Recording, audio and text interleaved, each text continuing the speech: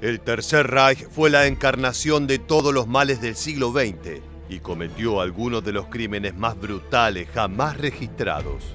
Pero su malicia no solo se enfocaba en eliminar a quienes consideraba inferiores, sino también en esclavizar sexualmente a miles de mujeres a lo largo de Europa.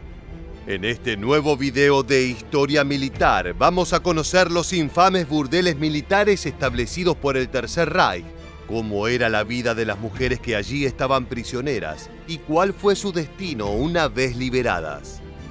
Prepárate para conocer uno de los episodios más duros y desagradables de la Segunda Guerra Mundial. A pocos meses de iniciada la Segunda Guerra Mundial, los generales alemanes se dieron cuenta que era imposible prevenir que sus soldados tuvieran relaciones sexuales. En lugar de prohibirlas del todo, decidieron controlarlas y sistematizarlas, como marca la tradicional rigidez germana. Así fue que el ejército alemán estableció una enorme red de burdeles militares a lo largo de los territorios ocupados. Durante el conflicto, los germanos operaron unos 500 burdeles militares en puntos estratégicos. Por ejemplo, en París funcionaban unos 19 solo en las afueras de la ciudad. Así fue como a lo largo de la guerra entre 34.000 y 50.000 jóvenes fueron forzadas a la prostitución. Algunos historiadores afirman que el número de esclavas sexuales de los nazis fue muchísimo más alto. El hombre detrás de la organización de los burdeles militares era Reinhard Heydrich. Se trataba de uno de los oficiales de mayor rango dentro de las SS y fue uno de los arquitectos principales del Holocausto. Pero sus planes malignos no se limitaron al asesinato de cientos de miles de personas, sino también al aprisionamiento de mujeres para satisfacer las necesidades de sus tropas. El 16 de marzo de 1940 fue el día en que se estableció legalmente la existencia de burdeles controlados de forma estatal por el Tercer Reich, dando inicio a una de las facetas más oscuras de la Segunda Guerra Mundial. Los comandantes alemanes tenían muchas razones para establecer esa red de prostitución. La primera era la gran amenaza de enfermedades venéreas como gonorrea o sífilis entre sus soldados. Dentro de este sistema, los doctores podían examinar a las mujeres cautivas en los burdeles militares para evitar una epidemia. Además, los comandantes establecieron políticas estrictas respecto al uso de profilácticos para evitar contagios y embarazos. La segunda razón era el miedo a las espías femeninas. Durante la Segunda Guerra Mundial, los alemanes notaron que cuando los soldados socializaban con las mujeres locales, los ataques de la resistencia eran más efectivos y letales. Cualquier mujer atractiva era sospechosa de ser una espía local, y fue por esa paranoia que eligieron establecer su truculento mundo de prostitución controlada a punta de pistola. El tercer motivo era la obsesiva homofobia dentro de la ideología nazi. En la mente de los comandantes del Tercer Reich, la falta de relaciones sexuales con mujeres llevaría a sus tropas a prácticas homosexuales que ellos consideraban antinaturales. Si los soldados tenían acceso a la prostitución, evitarían cualquier tipo de supuesta perversión. Como todos los aspectos de la vida germana durante el Tercer Reich, los burdeles militares estaban rígidamente organizados, siguiendo una lógica fabril que buscaba maximizar la operatividad del lugar a costo de la salud de las prisioneras. Las jóvenes comenzaban su día a las 6 de la mañana con un chequeo médico para comprobar que no tuvieran enfermedades de transmisión sexual. Los doctores chequeaban a las prisioneras entre 1 y 3 veces por semana. Entre las 11 de la mañana y la 1 del mediodía, las jóvenes se preparaban para la jornada de trabajo. Entre las 2 de la tarde y las 8:30 de la noche, tenían que servir como esclavas sexuales de cualquier soldado y oficial alemán que visitaba las instalaciones. Con frecuencia, las mujeres recibían tatuajes que las marcaban permanentemente como prostitutas junto a un número que las identificaba.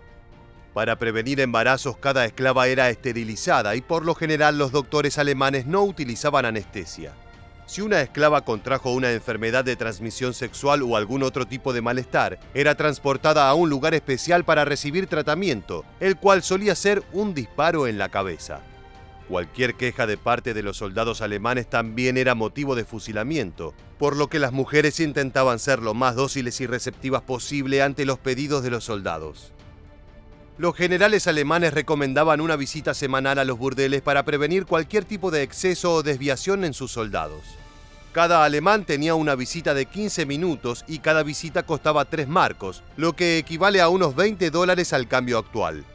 Los soldados debían seguir un procedimiento bastante estricto. No es broma que los alemanes aman el orden, incluso para cometer crímenes aberrantes.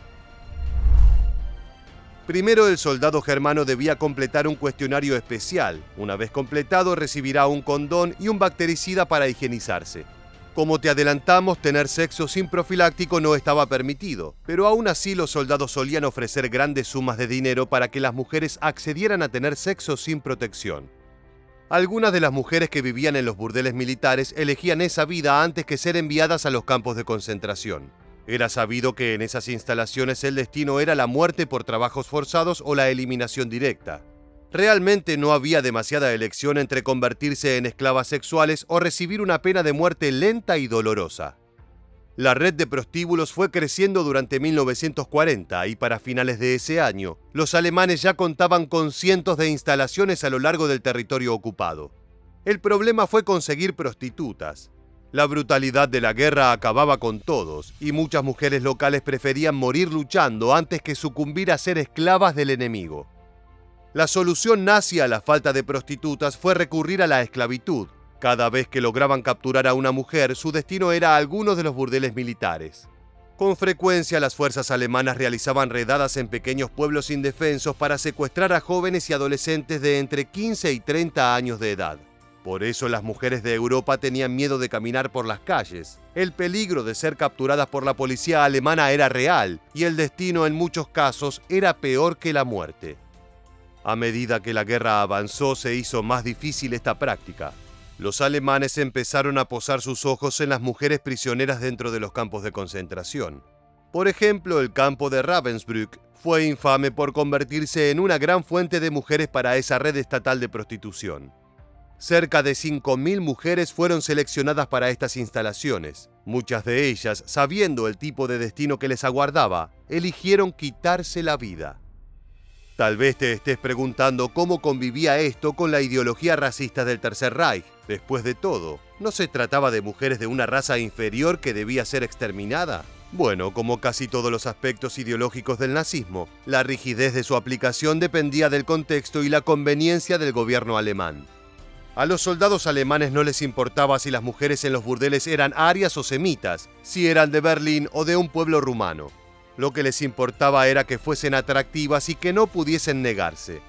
Según su razonamiento, tener sexo en un burdel con una persona de una raza inferior no era peligroso para el plan maestro, ya que no implicaba ningún tipo de socialización o fraternización. Las pocas mujeres que sobrevivieron a este infierno tuvieron que soportar la vergüenza de ser señaladas en sus pueblos de origen como malas mujeres por haberse relacionado con alemanes, olvidando que fueron prisioneras del Tercer Reich. En algunos casos, el castigo por relacionarse con alemanes era el fusilamiento. Es por eso que muchas víctimas afirmaban que su castigo fue trabajar en plantaciones o en campos de trabajo forzado, no en los infames burdeles de la Alemania nazi. Así llegamos al final de este video. Si quieres seguir conociendo los eventos más importantes de la historia, te recomendamos suscribirte y activar las notificaciones para estar al tanto de nuestras novedades. Nos reencontraremos en la próxima entrega de Historia Militar.